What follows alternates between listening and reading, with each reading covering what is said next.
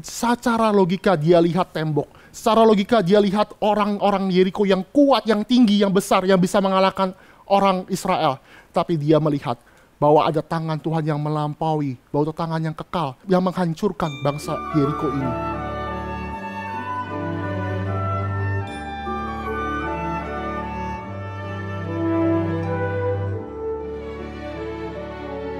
Tapi ketika mendengar ada Allah yang melampaui daripada Allah Yeriko, Allah Baal, Allah-Allah lain, dia mendengar Allah-Allah lain itu hanya buatan manusia. Dan ketika mendengar bahwa ada Allah Yahweh, yang satu-satunya Allah berdaulat, yang menciptakan langit dan bumi, yang melampaui iman Allah pada zaman itu, yaitu hanya teritori saja. Rahab melakukan pengakuan iman yang melampaui itu, yaitu berkata bahwa Allah yang menciptakan langit dan bumi, bahwa Allah itu adalah Allah di atas. Saya akan bacakan di ayat 11 bagian terakhir. Sebab Tuhan kalau dalam LAITUHAN huruf besar itu adalah personal God, yaitu Allah Yahweh. Tuhan Allahmu ialah Allah di langit di atas, di bumi di bawah. Jelas sekali, dia memproklamirkan iman pada zaman itu yang asing. Harusnya tidak ada Allah yang menguasai langit di atas dan bumi di bawah. Allah pada zaman itu teritori, Allah laut, ya berkuasa di lautan saja. Allah dataran tinggi, hanya berlaku di dataran tinggi saja. Pernah suatu kali, bangsa Israel berperang dengan bangsa lain. Bangsa lain itu berkata, jangan perang di gunung, karena kita pasti kalah. Kenapa? Karena Allah Israel adalah Allah gunung. Karena dia ada Allah yang ada di gunung Sinai, ada gunung Horeb, dia berkuasa di gunung. Jadi jangan perang di dataran tinggi.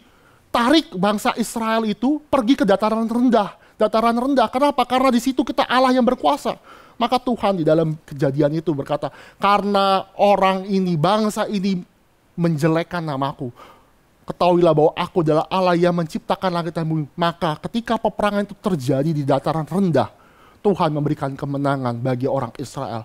Menyatakan semata-mata Allah kita bukanlah Allah yang hanya teritori saja. Bukan Allah yang ada di Mesir saja yang pernah mengirimkan 10 tulah. Tapi Allah yang juga menghancurkan tembok Yeriko. Secara fisik, Rahab tahu tembok ini tebal. Zaman itu teknologi belum maju.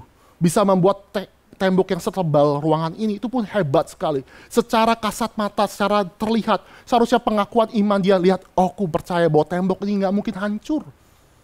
Tapi Rahab berkata, Tuhan sanggup menghancurkan. Tuhan sanggup. Bapak Ibu yang dikasih Tuhan kadang-kadang juga seperti itu. Kita terlalu khawatir. Kita hidup mungkin terlalu khawatir dalam hidup kita. Kita tidak mau menyerahkan hidup kita kepada Tuhan yang memegang kita. Yang tangan yang kekal memegang hidup kita. Kita mau diri kita memegang sesuatu yang fana. Dan kadang-kadang Tuhan ambil something untuk menyadarkan bahwa ada tangan Tuhan yang kekal yang memegang hidup kita. Tuhan kadang-kadang ambil sesuatu yang kita sayangi. Untuk apa? Untuk memastikan bahwa sesuatu itu yang kita pegang itu tidak bisa menyelamatkan. Tuhan kadang-kadang ambil yang namanya kesehatan kita, atau mungkin kekayaan kita. Karena merasa diri hebat, aku punya kekuatan, aku punya kekayaan, aku punya segala sesuatu untuk memegang, untuk jaminan hari tua. Tapi ini adalah lengan yang tidak kekal. Tuhan ambil untuk menyatakan ada lengan yang kekal, yaitu tangan Tuhan yang tidak terlihat yang memegang. Rahab melihat itu.